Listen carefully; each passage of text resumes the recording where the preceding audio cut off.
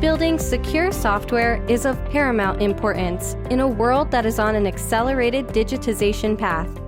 Welcome to the Purple Book Podcast, where we host thought leaders and security practitioners to tackle the monumental challenge of building secure software.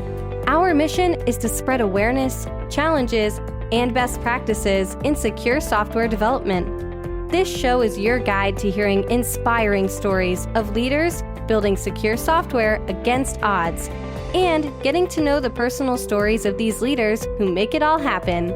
Here are your hosts, the members of the Purple Book community.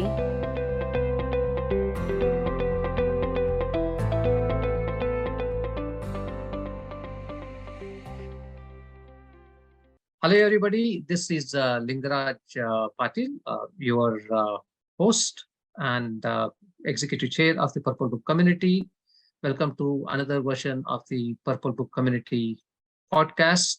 We have two security leaders who will be talking about a subject that is very hot among the security circles, which is reducing the friction between developers and the application security engineers. We have Ayhan Tek, who is VP and CISO of Cyber Electra. He has many years of experience as an application security engineer and an expert in helping companies solve their application security problems. And then we also have Manas Agrawal, who is senior manager of InfoSec at Applied Materials. And his background includes his experience as a developer, and which now evolved into being an application security engineer, which I think is perfect for the subject that we have on hand, because he can bring both the perspectives of what a developer looks at and what an application security engineer looks at. And bringing them together is not always easy, as we have seen. And he can share his perspectives on how to reduce the friction here. Ayhan? Yeah, thank you very much. Let's take it from here. Thanks. Thank you. I do appreciate it. Hello, everyone. Manas, we know that to produce the secure applications and the systems, security needs to be in the kind of just integrated in each and every phase of the software development lifecycle, right? And organizations that do not have this kind of just the solid security culture and the security governance, they are usually suffering from the kind of just the friction between the development and the security teams. We would like to hear your experience on why there is this friction over there between the development and the security teams, and what are the impacts of this friction to the organization? Sure. Thanks, Raj, and thanks, Ayhan. Very interesting question, and something that I have seen as firsthand, and I still see at times as a security person. That friction we keep hearing about and talking about. So I think in my experience, one of the key reason is the lack of awareness from everybody, and especially the developers themselves, software developers, and all the way up to the product managers to the business leaders. Awareness about security issues and really that impact that it will bring to the business, to the product. And that awareness, that friction also it really hinders the development process from a developer's point of view. But in the end, it's the organization that is at loss. Your products may be not secure and whatnot. The other reason that I think is also could be another cause is the notion that as a developer I'm already doing enough. I have these deadlines to meet, and now you are asking me to do XYZ things for security, fix these vulnerabilities or whatnot. So I think those are the two primary reasons. And again, as I said, organization is at the loss or at the harm here. Absolutely, and thank you very much for that. Yeah, you're absolutely right. I mean, the different kind of just the perspectives And there are other kind of just the factors over there as well, right? One of my experiences, unfortunately, we are not kind of just teaching the security at schools. Maybe the developers are getting the kind of just the education on how to develop software, but the security is not there, right? Right. And on the other hand, when we talk to the development teams, some of the security kind of just the personnel may not have the development background over there, right? So, and kind of just walking into the shoes of the others may cause kind of just the frictions over there. And also, since we are going to discuss the kind of just what are the kind of just the ways to remediate or kind of just eliminate this friction, but there are other cases that kind of just this friction can come through as well. And you know that these days the DevOps is the kind of just the de facto, and unfortunately how people see the kind of just the DevOps, they only kind of just see fast, right? But we need to kind of just acknowledge that speed is kind of just irrelevant if you are going into the wrong direction, right? There needs to be some kind of just a balance over there. What you're producing needs to be kind of just secure as well. So Manas, tell us a bit kind of just how can we close this gap? I mean, how can we kind of just eliminate this friction between the development and the security teams? Sure. So, if you think from a compliance perspective, which has been the traditional intersection of security and development side, and even with my experience, one example, the requirement to close all the vulnerabilities before you go production. It's not really a security mandate, but it's a compliance mandate. And again, if you were to come from a compliance or audit or some other mandate background, then it's very, very hard to understand, and the friction will remain. Now, if I were to get around or reduce this friction, the security mindset and the impact to the business, to the product itself. No developer in the right mind would launch a product that is not secure. You do not publish a website that can be hacked. I mean, nobody would want that. But are we able to bridge that understanding gap that these vulnerabilities or these issues you have or whatever have you can lead to a hack or can lead to an impact to the business? And that bridging that gap, that understanding, converting the security issues, vulnerabilities into the business impact, that I think is one step in that direction. And there are specific ways that it can be done. Say, for example, the threat modeling exercise, which I think has really benefited a lot of developers firsthand, where by doing that exercise with the security personnel in the room or in the meeting, developers get that understanding, get that awareness going, and as well as it creates that culture of security from the product mindset as well. Yeah, absolutely. These are all kind of just the important things to kind of just close this gap between two different kind of stakeholders there. Manas, I see some of the organizations, actually, the most important thing to me is kind of just the culture, security culture, right?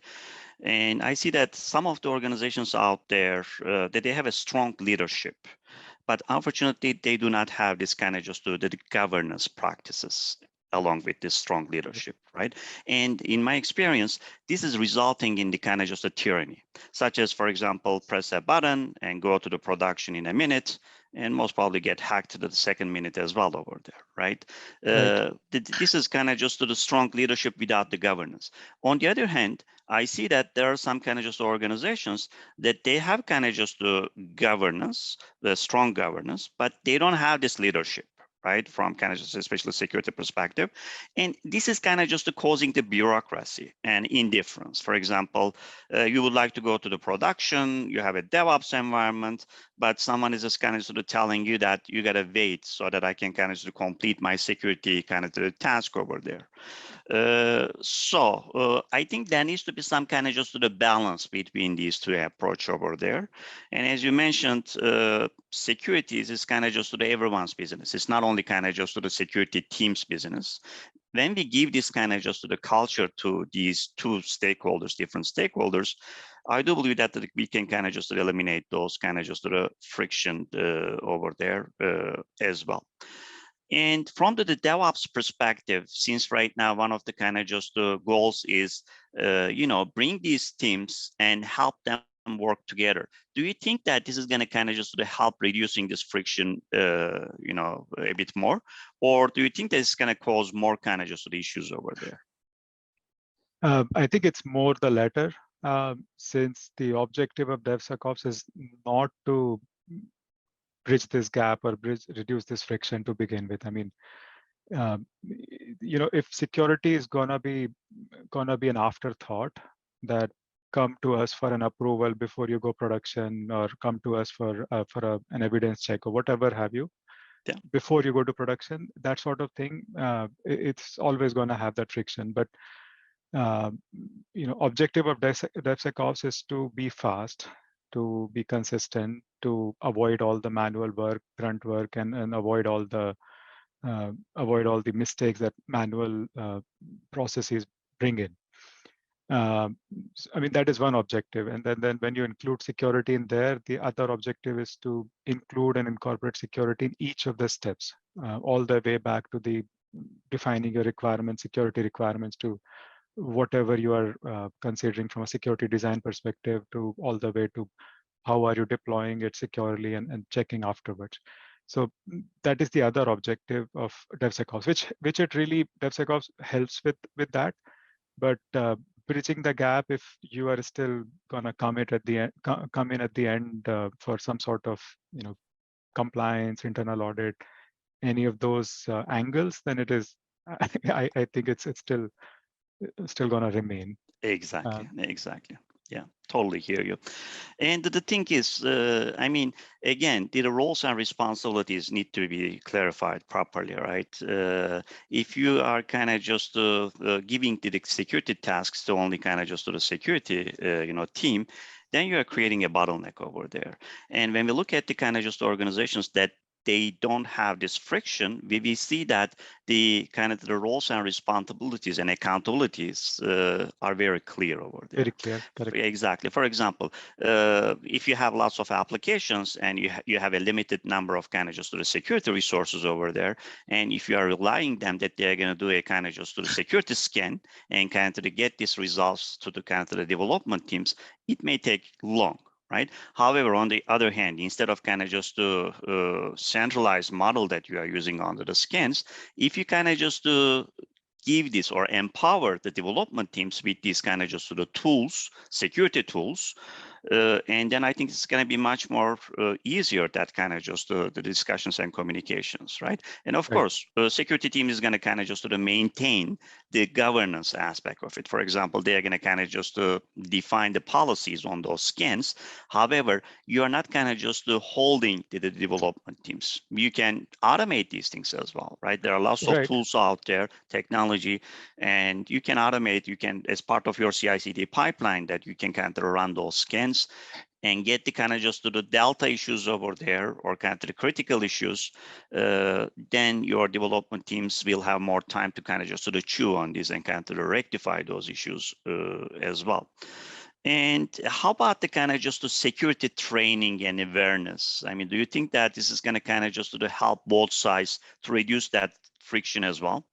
Definitely. The security training and awareness always helps with that mindset change. And then, with respect to training and awareness, you don't have to really create something new. I mean, just the regular news, cybersecurity news will make anybody aware of what is going on and what is at stake. I mean, every day or every other day we are reading some or the other data breach or some or the other attacks. I think what is missing is that communication from that attack that happened for, say, XYZ company and stole these many millions of records.